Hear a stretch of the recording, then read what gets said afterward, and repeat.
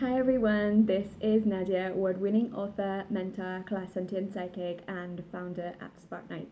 Today I'm going to be covering the disconnect between entrepreneurship and formal education, which obviously includes things like school, college, university, and the academic world, or academia, so to speak.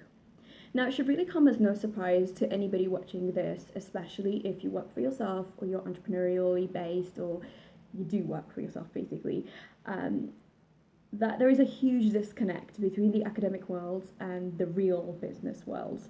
Now, what academia has done over the years is that they've clocked onto this and they try and offer courses in entrepreneurship as if that's something that can be taught, and try and offer business schools, which I truly believe that, having business skills and understanding your profit margins, your numbers, your revenue, what you need to bring in, what needs to be going out, I think that's stuff that's good to learn. But you obviously don't need a degree, or you don't need all that kind of preliminary or preamble stuff to really make it.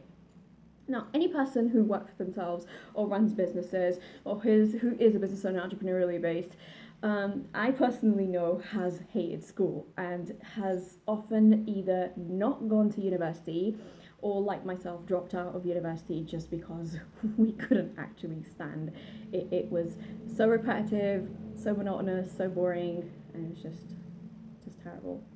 So I want to cover what's the reason that people from a very young age know that school isn't for them or university is not for them. Um, I lost my dad when I was 18, and it was 3 days after I turned 18. And I was in the middle of everything, like trying to apply to university, trying to go here, trying to do this, trying to do that. So I went for the sake of, well, I think my dad would have been happy if I did that. Kind of realized he was a serial entrepreneur, and he probably doesn't give a shit whether I went there or not in the first place. But the point I often say is that we go down a specific path because it is pushed on us, it is forced on us, it is stipulated as something mandatory for us. I can tell any young person watching this that unless you are doing something professional, which includes legal, medical, engineering, that type of stuff, university just plain garbage. You're just going to get yourself into student loan debt that you're just going to feel crushed to pay for something that really doesn't make sense. So the disconnect between school and entrepreneurship is very simple, because school essentially leads to employment. School does not lead to entrepreneurship. You are not told how to make money, because once you know the power of making money for yourself, you don't give a fuck about staying in line in some shitty little sheep slave job or graduate job, as most technically or politically correct people would like to address it. I am not politically correct, and I don't give a fuck for that type of nonsense in the first place. So what happens is that during school, there are a lot of kids who are told, you're stupid, you can't learn, you can't do this. But in actual fact, what it is that they're resisting the programming. Because how is it that children can go and they can start at like 6 years old? I've even covered this in other videos. And by the time they come out at 16, 17, they just look dead. The point is that in school, your creativity is crushed. In entrepreneurship, you have to be creative. Creativity is the lifeblood of your business. You have to constantly be innovating new things. You have to challenge yourself all the time. People have to challenge you. You have to challenge them. You have to work with teams. It's not I, because in employment and school, it's everything is me. But in business, it's we. It's who can I collaborate with to get to the next stage. It's never like, oh, I'm cheating on the street or something. No, that's not the point. The point of school is very simple. Now, I'm going to try and break it down into two separate ways of looking at things, because there's a lot of people who will not see this perspective because maybe they haven't lived in different countries or been educated in different countries. I'm grateful that I was, so I bring two perspectives to the table. Western society, you're not educated at school, you're just indoctrinated, you're slapped around and given kind of like factory level settings programming when your parents are working their little graduate sheep slave jobs to put you through school, or whatever you want to call it. Non-Western countries, it is seen, or developing countries, or you get my point. You're seen as something great if you have an office job or a graduate job, because it's so rare to have it in those countries. So what happens is by default that all the education that is given in those countries is life education, and life education is entrepreneurial education basically, because entrepreneurship teaches you about, or business, or going into business teaches you about people. You don't just go from A to B and come home and just hide behind a tiny little paycheck. Not that, look, if that's okay for you, first of all, I can't imagine people like that watching my channel. But if you're truly tired of that life, then know that that's good. You have the spirit of rebellion inside you, which is important. At the core of entrepreneurship is liberation. It's marching to the beat of your own drum, and it is rebellion, which is the most important thing. And if someone has crushed that spirit of rebellion outside, then it's going to be crushed on the inside. Basically, if you keep receiving that programming from school, like, you know, do this, shut up, sit down, blah, blah, this, that. Because it's the same bullshit in employment. I'm just thinking, how do people, I used to think when I used to have jobs that I had at some point, how do people follow orders so quickly? Why don't they rebel inside? There were so many questions. I'm an Aquarius, and I had just had so many questions to ask that I got fired from so many places just for asking questions. Because in employment, you're not supposed to ask questions. You're stupid little sheep, and you're a robot. Shut the fuck up, do your work, go home. Don't ask us questions, okay? And the joke is that maybe when you have your induction or your interview, or I don't even know. It's been a long time since I've touched those worlds. We welcome suggestions. It's one of those like sweet little things that tell you to like rope you in, lull you in a false sense of security, and slam the doors on you. And every single person in this spirit, whether you work for yourself or whether you work for others, or wherever you're at in the stage of the game, knows that that's the truth inside. So some of us choose not to go down that road. We're like, no, we want to march to the beat of our own drum. We want everything. And what happens is, by the time their levels of programming, if you get a child when they're very young, quickly, you can then look to program them very fast.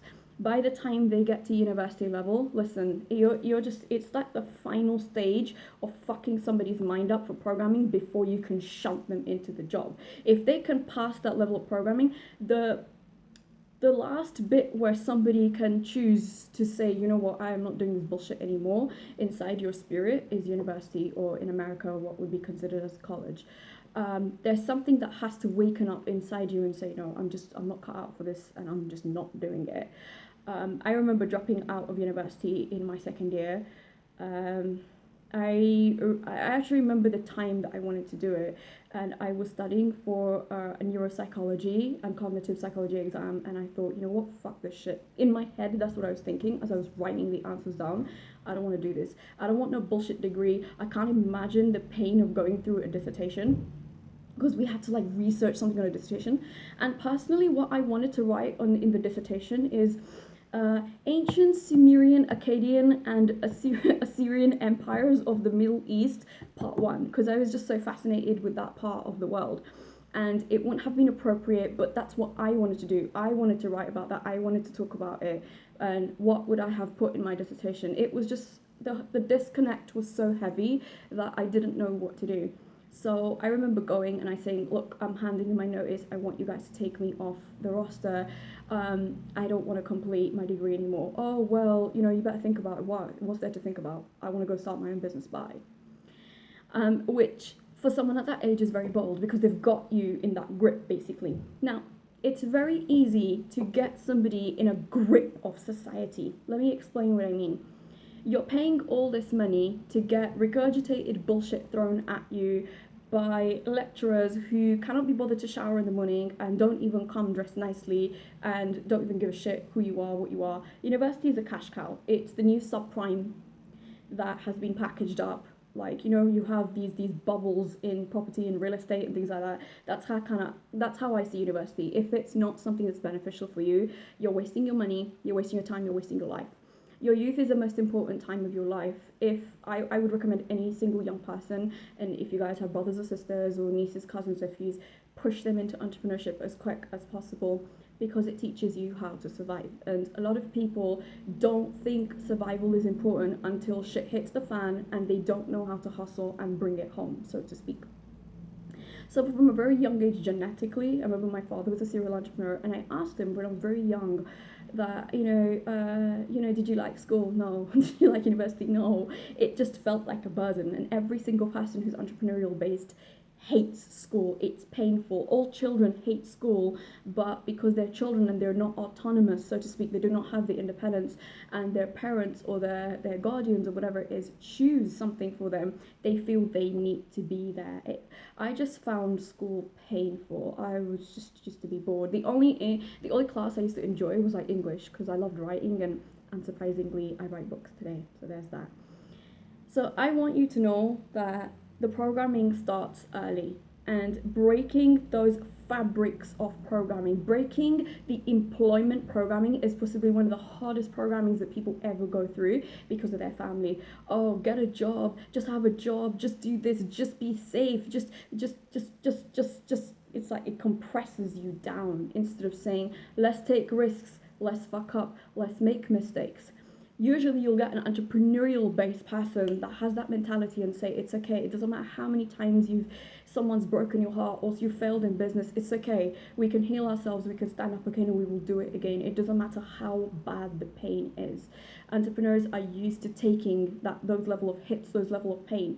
And the funny thing with pain is, it kind of reminds me of weightlifting, or like your heart. It's like a muscle. It becomes stronger the more you train it. So it's very normal to see kids have a disconnect, especially if they're spiritually based, if they're psychic children at a young age, or if they have they have lots heavy levels of creativity. It's just going to be squashed down. So if you're a parent watching this, you want to put your kids in school, find something that's creative, something that you can give a life to them, and they're not separated from you all the time because you're too busy trying to make money, trying to pay off the slave little mortgage that you have.